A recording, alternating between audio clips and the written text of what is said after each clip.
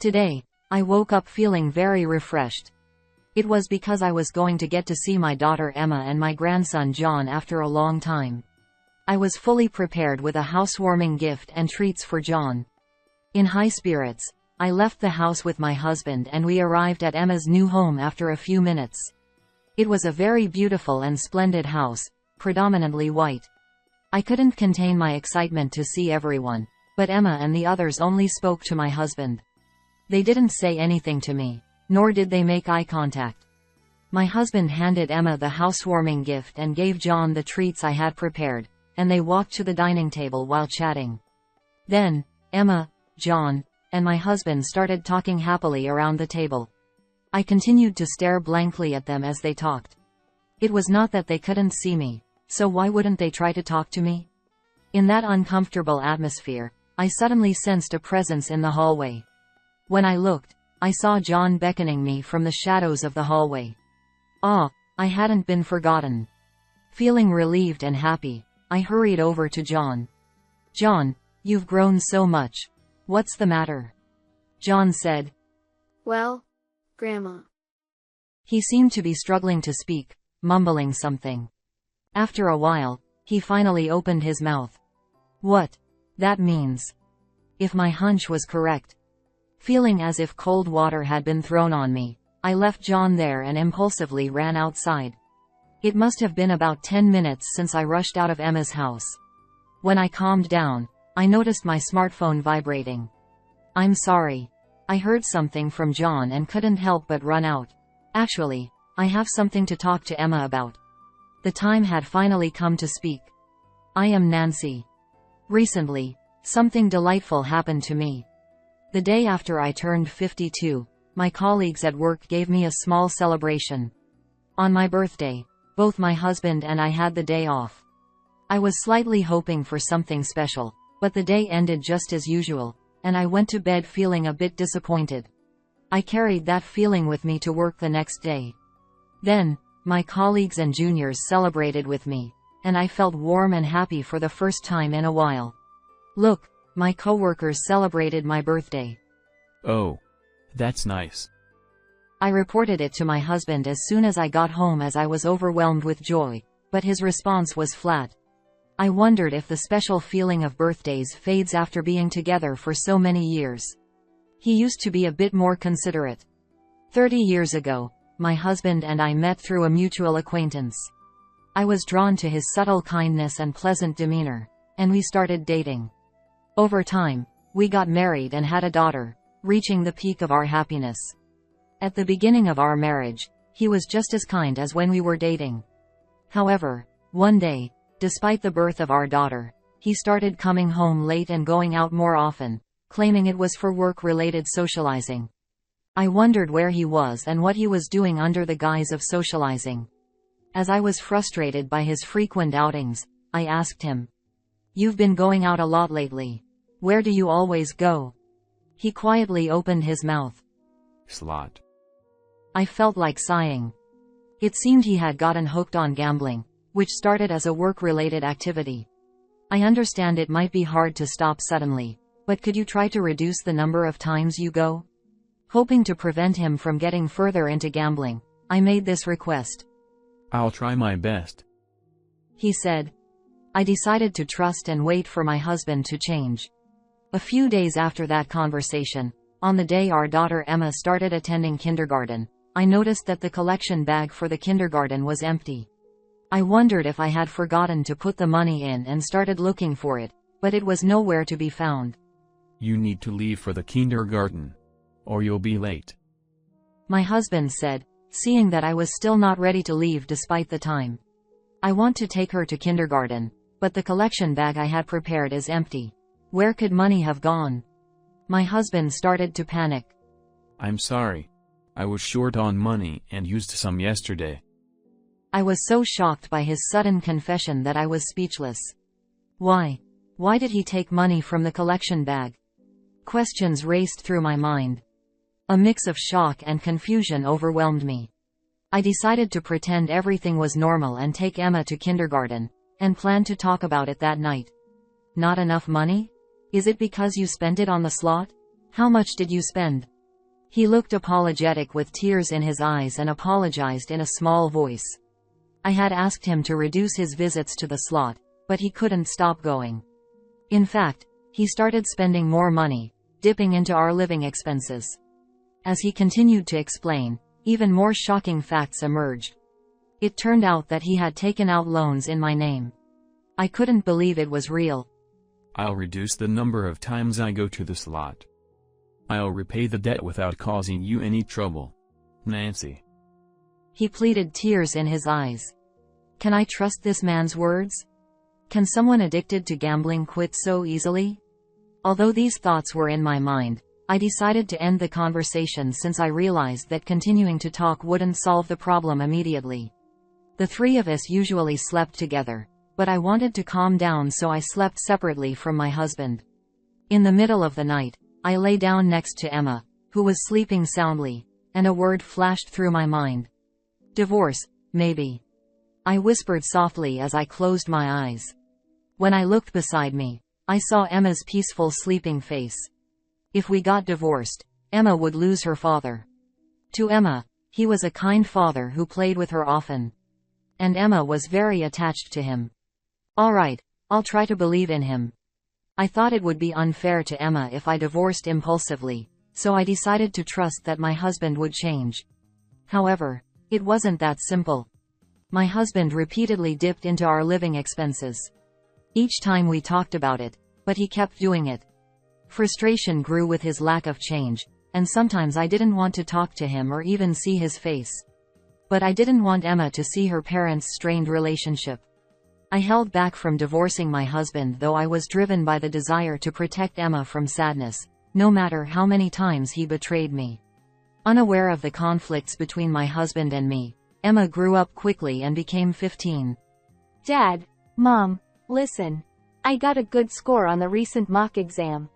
She has grown into a very studious child, though I wonder whom she took after. Wow. You did great.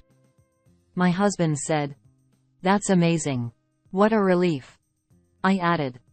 The once little Emma was now talking excitedly about her upcoming high school entrance exams during dinner.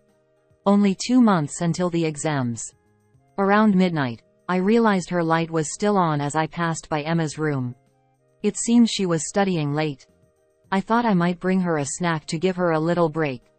Emma, sorry to interrupt your studying. I'm coming in. Mom, what's up? You're studying so hard, so I brought you some pudding as a treat. Wow. Perfect timing. I was just thinking about taking a break. Emma eagerly ate the pudding. She had studied so diligently every day that I sometimes worried she might be overdoing it. I was very impressed by her dedication to getting into her desired high school. Oh, by the way, Dad gave me this the other day. Emma happily showed me an encouragement card for her exams. Dad is so thoughtful in ways like this. My husband supported Emma's decisions, cheered her on, and gave her thoughtful gifts, showing great kindness to her. However, despite Emma's growth, my husband continued to accrue debt and turned to me in tears each time, and his behavior unchanged. Emma didn't know about his gambling addiction and believed he was a good father. Emma finished her high school entrance exams and successfully got into her desired school. Emma, that's wonderful. It's thanks to Mom and Dad's support. Maybe Dad's card gave me the strength. Thank you. Even if the persona my husband shows to Emma is false, as long as Emma is happy, that's what matters. Seeing Emma's joyful face made me glad I didn't go through with the divorce. Emma enjoyed her high school life and then decided to attend a university in the city, far from home. Are you really going to New York? I always thought she would stay local, so the thought of being apart from Emma made me very sad. But I didn't want my feelings to limit her choices in her life. I wanted Emma to freely walk the path she chose for herself. With these complex feelings, I accepted her decision to move to the city. Mom, don't worry. I'll come back sometimes. Emma reassured me since she seemed to sense my sadness. And then, the day of Emma's departure arrived. My husband and I took her to the airport. Dad, Mom, stay happy together. She said cheerfully as she was waving occasionally and walked toward the boarding gate. I silently returned home feeling the weight of the sadness. Just the two of us living together, huh? My husband would likely continue to indulge in gambling without learning his lesson. Thinking that, I sighed softly. My prediction came true. When we were living with Emma, my husband used to go to the slots for short periods so she wouldn't notice. But at that time, I was the only one left at home. As if spreading his wings, my husband spent all his time at the slots, whether after work or on his days off. As long as we had enough money to get by, I said nothing to him and just went about my daily life. Deep down, I thought, no matter what I say, he won't change. I'm too tired to make him stop. Perhaps I had already given up. While living that way, Emma graduated from college and decided to get a job over there. So she's not coming back. I had hoped she might return home after graduation, but my wish didn't come true that easily. A few years later, I received some happy news from Emma. Mom, I got proposed to. Wow, really? Congratulations. What is he like? His name is Jason, and he's super kind, just like Dad. And, Emma went on talking about the furniture for their new home, which plants to choose, and other trivial matters. I got stuck on the words, just like Dad, but listening to Emma's lively, happy voice, I swallowed the words that almost spilled out of my mouth. Should I tell Emma about her father? But if she found out that the father she thought was kind was actually a gambling addict with debts, it would break her heart. I didn't want Emma to feel that pain or sadness. Convincing myself of this, I let the opportunity to confide in her pass by. A year later, even more joyous news arrived. Emma had given birth to a baby. In the video, the baby looked so tiny and fragile, as if touching him might break him, yet he cried out with a strong voice. He was a cute baby. He was our first grandchild. I wanted to visit immediately, but the distance made it difficult. They named him John, and Emma sent photos and occasionally made video calls since she thought I couldn't go to see. With each contact from Emma, I could see John growing into a healthy, lively boy. When my husband was home during video calls with John, I'd call him to join us, and we'd look at John's photos together. Although my dissatisfaction with my husband persisted and our conversations were minimal since it became just the two of us, we could talk naturally like a normal couple when it came to John. John's presence was my solace. However, Emma's messages gradually became less frequent. She had likely returned to work, finding it challenging to balance her job and parenting. I remembered having such a period myself, when everything was busy and difficult no matter what I did. When she was juggling work and raising children, frequent messages can be overwhelming. It would be better to get in touch once her life settles down and she had more time. Thinking this, I refrained from contacting Emma too often. 5 years have passed since John was born. Unusually, my husband was home for dinner and said, Emma told me they're moving to the next town. Apparently, Jason got transferred. Really? Did she contact you? Yeah. She only mentioned it briefly since they've been busy. She could have told me something so important directly. Feeling a bit miffed that she hadn't contacted me, I was still thrilled that Emma would be moving nearby. I decided to get in touch with her over the weekend. I couldn't wait for the weekend to arrive. Thinking that, I somehow fell asleep pleasantly that night. When the weekend came, I opened my phone to contact Emma. Just as I was about to call, I thought it might be better to send a message first since I didn't know what she was up to. Hey Emma, how are you? Is Jason and John doing well too? Dad told me you're moving to the next town. Is it true? Let me know the details when you have time. I sent the message and anxiously waited for a reply, but none came by midday. It was only that night that Emma finally responded. Sorry, I've been busy. Our house in the next town will be ready by the end of May. We plan to move in June. Got it. Let me know when you've set the moving date. Her brief reply conveyed her busyness. I wanted to chat more, but I ended the conversation there to avoid bothering her. A few months later, the day of Emma's move arrived. I was excited to see Emma and John after such a long time. I woke up unusually refreshed and found myself humming a tune while getting ready. I've got a housewarming gift and some treats for John. We're all set. Are you ready? My husband replied. Yes. I'm ready. Shall we go? Together, we headed to the neighboring town to celebrate Emma's new home. After a short drive, we arrived at Emma's new house. It was a beautiful, pristine house with a white exterior. I entered the house eagerly, excited to see how much John had grown. My husband greeted Jason. Hey Jason. What a splendid house you've got here. Jason responded. Long time no see. Please, come in. Emma welcomed us. Dad, welcome. Come in, come in. John exclaimed. Yay. You're finally here. Emma, Jason, and John rushed to greet my husband and invited him in. As my husband moved forward, I quietly followed behind. However, it seemed that all three only acknowledged my husband, not saying a word or making eye contact with me. Thinking it was just my imagination, I sat down on the living room sofa. My husband presented the gifts. Here's the housewarming gift. And some treats for John. Emma expressed her gratitude. Wow, Dad, thank you so much. Did you pick these out? He replied. No. Nancy chose them. Emma remarked. I see. Oh, Dad, you like this kind of liquor, right? Jason likes it too. She then moved to the dining table, and the three, excluding me, gathered around it, chatting cheerfully. I sat there watching them converse, and I was feeling increasingly overlooked. It wasn't my imagination. They weren't speaking to me or making eye contact. Despite my presence, neither Emma nor Jason made any effort to talk to me. I wondered if I had done something wrong. Even John, who used to recognize me so well on video calls, didn't come near me. Perhaps he had forgotten my face since we hadn't video called in a while. Puzzled by Emma and Jason's behavior, I remained seated on the sofa. In that uncomfortable space, I suddenly sensed a presence in the hallway.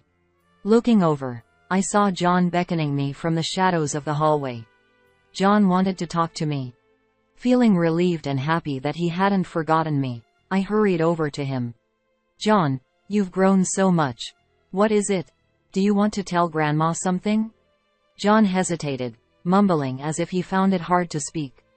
The words that came out of his mouth next were completely unexpected. Grandma, please don't take money from Mom and Dad. Stunned, I asked him again.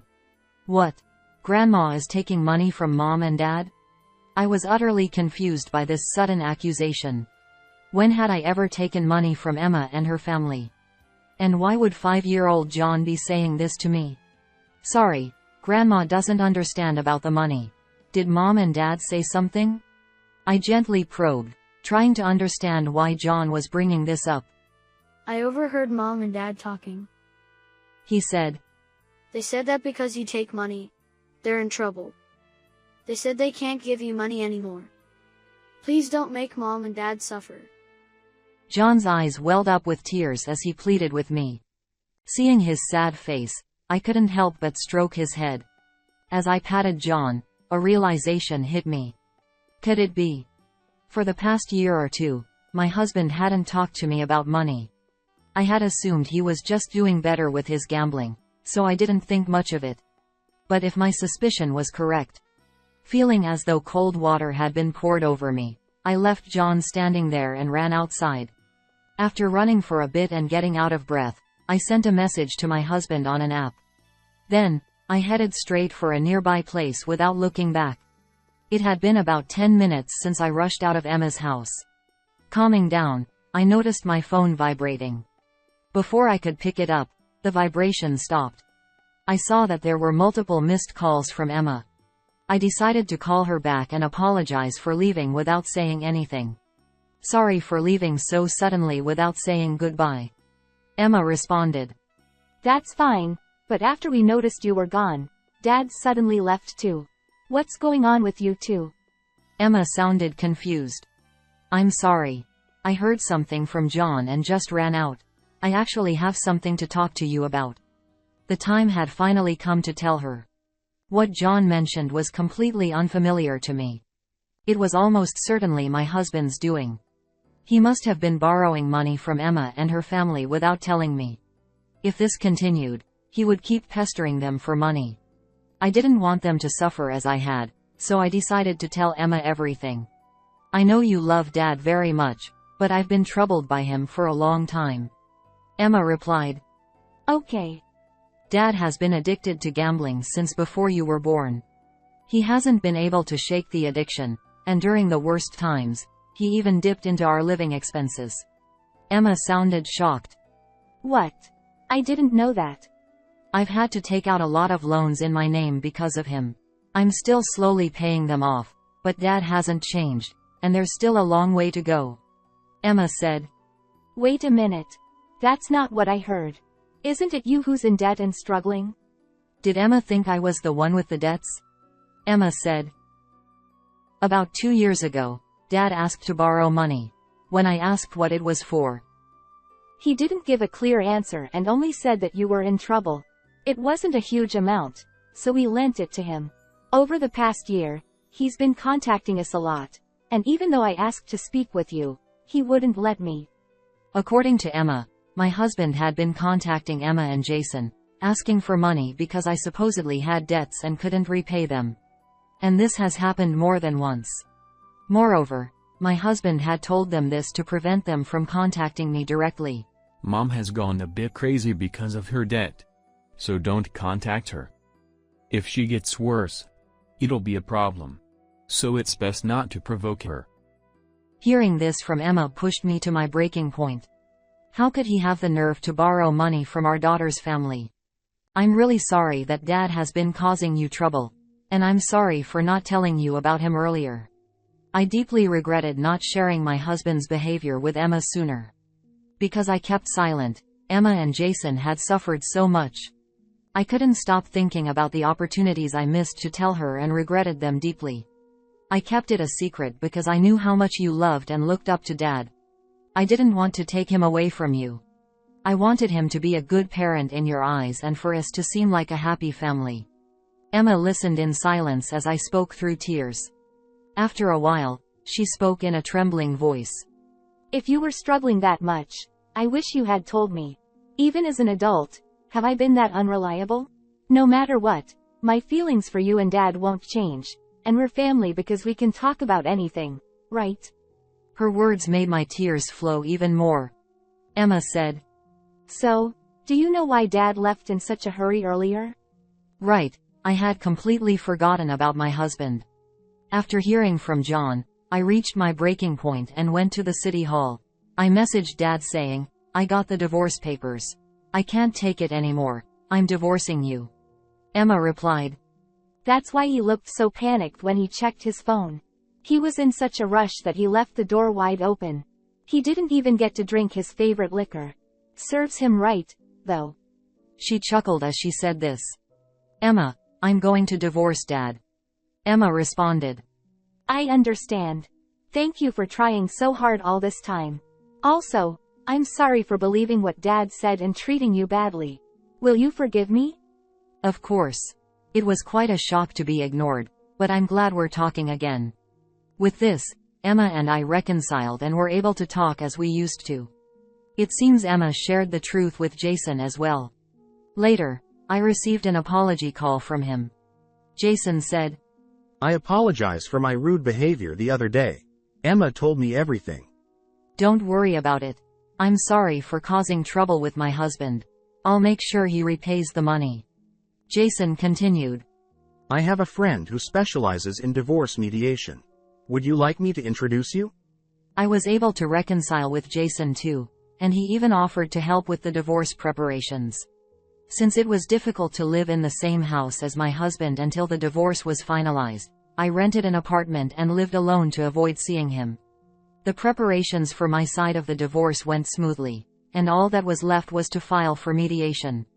The person Jason introduced was very skilled and recommended that I also claim alimony to make up for everything that had happened. Without hesitation, I proceeded to file for alimony. While receiving money wouldn't change the past, It would help lighten the burden. Hello, is that you? I'm ready for the divorce. How are things on your end? I'm really sorry for everything, Nancy. Can you reconsider? I promise I won't go to the slots anymore. And I'll properly repay Emma and Jason. Please, come back home.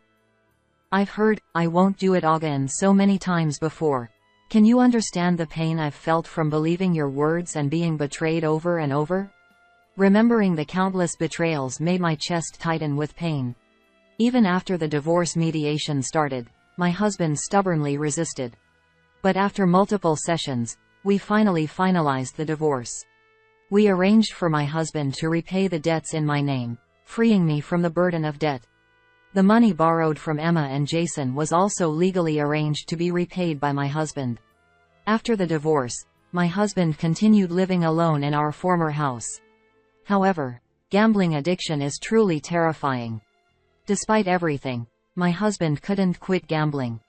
Unable to borrow money and with nowhere to turn, he eventually resorted to using his company's funds.